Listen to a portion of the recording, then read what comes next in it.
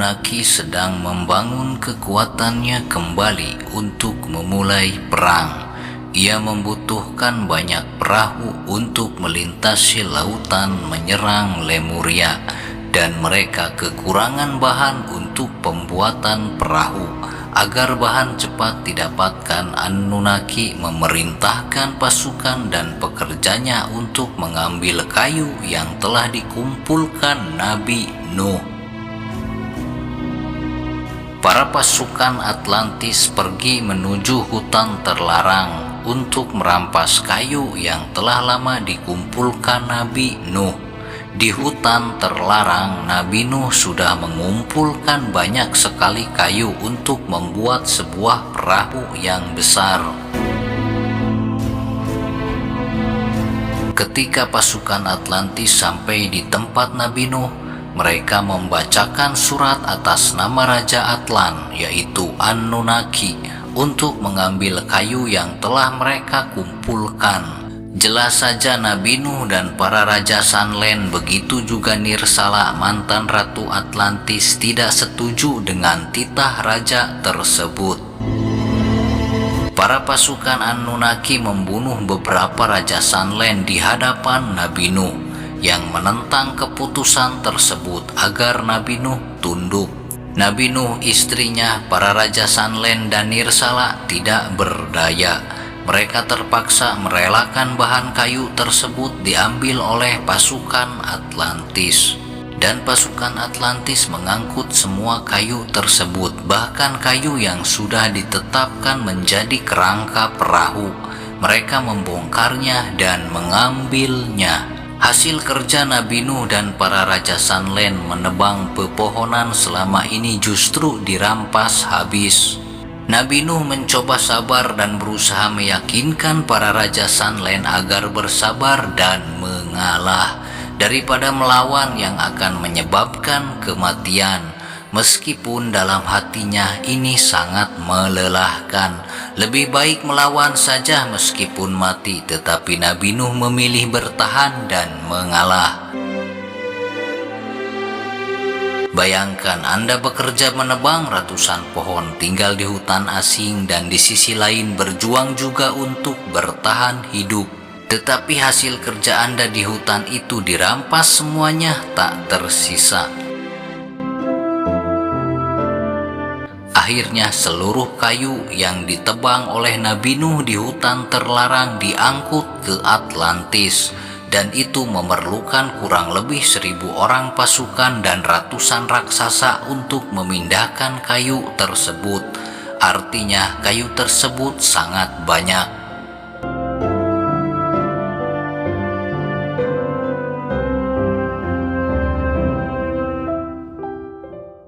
Kita beralih ke daratan Antartika. Di sebuah gunung es tinggi, Utnarya menemukan sebuah gua yang luas yang di dalamnya cukup untuk 1.000 orang lebih. Menemukan gua di gurun es yang dingin seperti menemukan segelas air di gurun gersang. Utnarya bersyukur kepada Ilahi dan memujinya tak henti-henti, karena gua ini akan menyelamatkan para satria hitam yang malang. Utnarya memerintahkan beberapa dari mereka untuk pergi kembali kepada satria hitam yang sedang menunggu di perahu, agar membimbing mereka semua pergi ke gua yang ditemukan itu. Namun perintah itu menimbulkan perdebatan karena masing-masing di antara mereka enggan beranjak sebab kelelahan dan dingin yang meraba sumsum. Sebagai pemimpin yang bijak, Utnarya memutuskan bahwa dirinya sendiri yang akan kembali menuju perjalanan ke titik awal. Utnarya memerintahkan 2 orang untuk menemaninya menuju titik awal. Mereka adalah Artipada dan Endil. Mau tidak mau, Artipada dan Endil harus menuruti perintah Utnarya meskipun terjadi sedikit keluhan dan perdebatan. Mereka bertiga kembali menempuh perjalanan menuju titik para satria hitam berkumpul, yaitu di perahu mereka sendiri. Sementara diam-diam dalam bayangan yang tak terlihat, jin yang bernama Balantir terus-menerus mengintai para satria hitam itu. Kita menuju daratan Lemuria. Para pengintai dari Atlantis yang ditugaskan Anunnaki di daratan Lemuria menjadi para pedagang kini diam-diam sedang mencari pasukan Lemuria yang sedang lengah atau kesusahan untuk merebut batu merah delima dari pasukan Lemuria. Anunnaki kurang lebih mengirim 100 orang mata-mata ke Lemuria yang ditugaskan khusus untuk merebut merah delima dan selain itu untuk informasi penting lainnya mengawasi setiap gerak-gerik Lemuria. Dan ada 2 orang pengintai bernama Istaria dan Armadi berhasil menemukan pasukan Lemuria yang memiliki merah delima yaitu Gundala.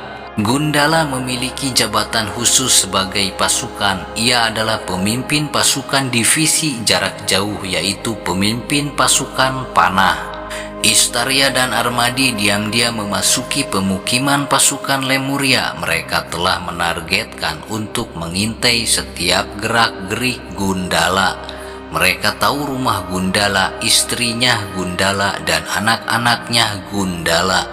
Di Lemuria sudah jadi budaya turun-temurun dan aturan wajib bagi para keturunan satria. Ketika seorang anak berusia 14 tahun mereka harus berpisah dari atap orang tua mereka, diberikan rumah dan sudah harus memiliki istri untuk mereka nikahi. Semakin banyak istri dan keturunan semakin bagus, sebab menambah jumlah pasukan untuk kekuatan dinasti Lemuria. Gundala bersama 5 istrinya memiliki 47 anak.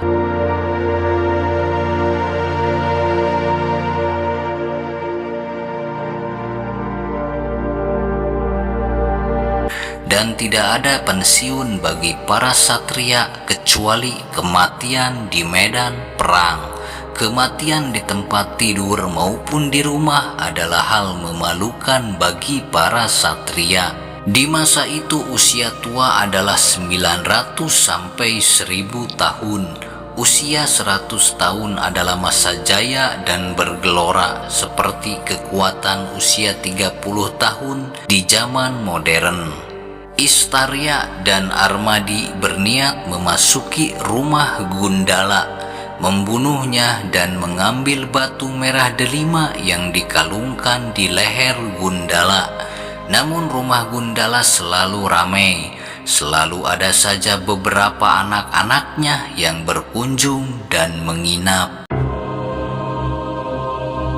Tetapi di sebuah malam ketika rumah Gundala atau House of the Gundala tak ada kunjungan dari anak-anaknya, ketika Gundala sedang bersama istrinya yang kelima di sebuah kamar rumah mereka, diam-diam Istaria dan Armadi dari luar mendengar percakapan mereka berdua. Ternyata Gundala dan istrinya yang kelima sedang bertengkar. Tidak ada lampu di luar rumah, jadi sangat mudah bagi Istaria dan Armadi memata-matai dari luar dalam kegelapan malam. Dengan pakaian hitam yang gelap seperti bunglon yang menyerupai warna, hanya ada cahaya api dari lampion di dalam rumah. Istaria dan Armadi mendengar sang istri berkata kepada Gundala sebuah perkataan yang melampaui batas dalam sebuah pertengkaran. Perempuan itu berkata, "Kita menjalani seluruh kemiskinan dan penderitaan ini, sementara para petani dan pedagang menjalaninya dengan kesenangan, padahal status mereka di bawah kita. Kita tak punya roti dan padi, makanan kita hanya penderitaan dan kecemburuan. Lalu air mata menjadi minuman kita di meja tamu," ujar istri Gundala. Gundala menjawab, "Kita sedang mengalami masa sulit, daratan kita mengalami masa perang dan sudah diserang oleh Atlantis. Dinasti sedang berfokus membangun kekuatan daripada mensejahterakan kehidupan prajurit. Aku harap kamu memiliki kesabaran dalam menjalankan masa perang ini. Kita sebagai pasukan memberi harapan pada bangsa dan tanah Lemuria. Selama ada kami, tanah ini tidak akan terjajah dan bangsa tidak akan dijadikan fakir. Ini masa sulit, bukan kefakiran bangsa kita, ujar Gundala. Sang istri menjawab perkataan Gundala, kita berperang apa? Tanpa makanan pun telah membunuh kita.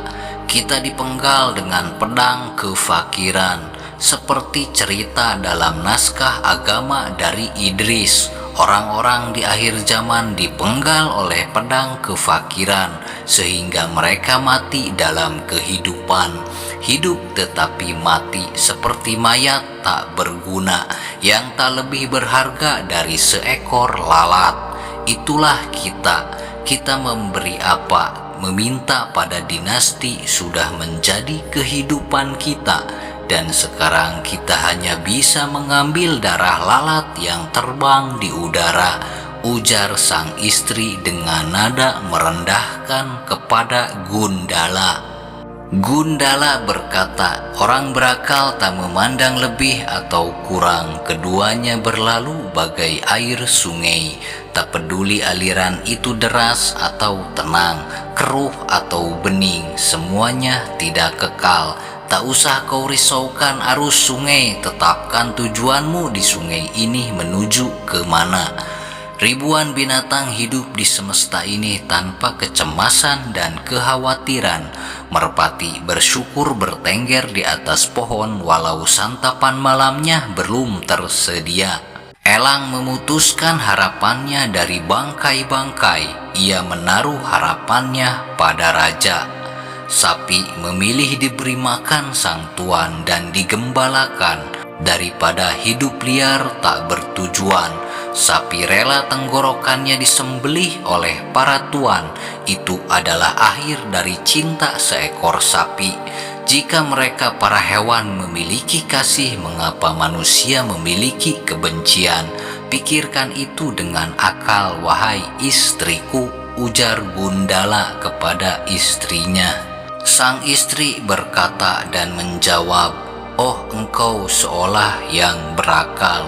Lihat sendiri dirimu, ketika melihatku terbaring dan perhiasanku kau buka, akalmu hilang menjadi hasrat yang melebihi gunung-gunung berapi.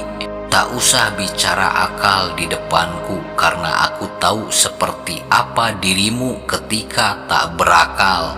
Aku tahu seperti apa dirimu ketika hasrat menguasaimu. Jika kau punya rasa malu, malulah pada dirimu sendiri, ujar sang istri. Gundala tidak mau menghabiskan malamnya dengan pertengkaran. Ia pun pergi dari kamar sang istri dan duduk di teras rumahnya. Gundala melakukan meditasi dalam gelap di teras rumahnya sampai ia bertemu kantuk dan tidur.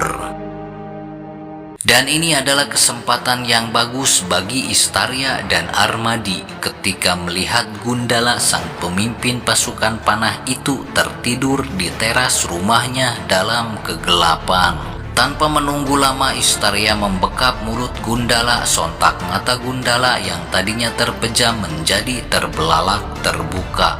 Tubuhnya menggeliat melawan bekapan Istaria. Gundala menggigit tangan Istaria yang membekap mulutnya.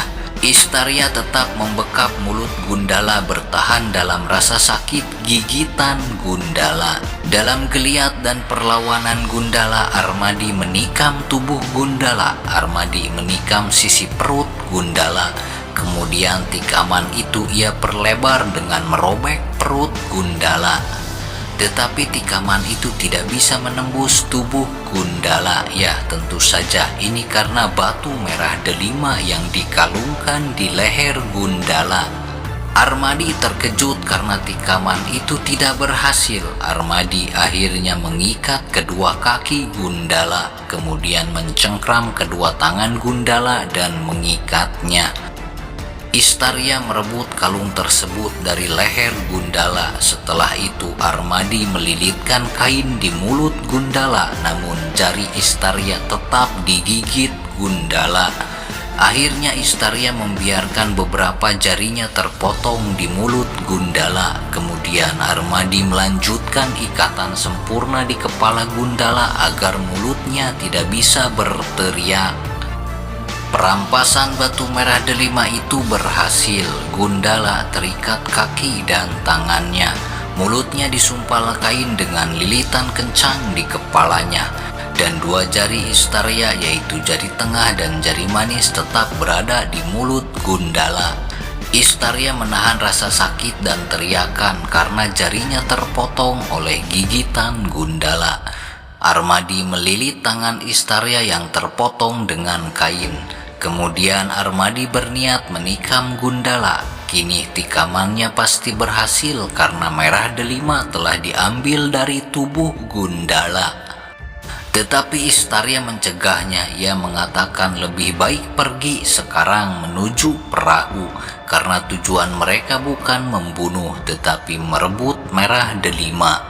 Mereka berdua pun pergi secepat kilat dalam gelap malam. Gundala terikat di teras rumahnya. Ia mencoba berteriak, tetapi karena ikatan di mulutnya, suaranya tidak bisa didengar siapapun.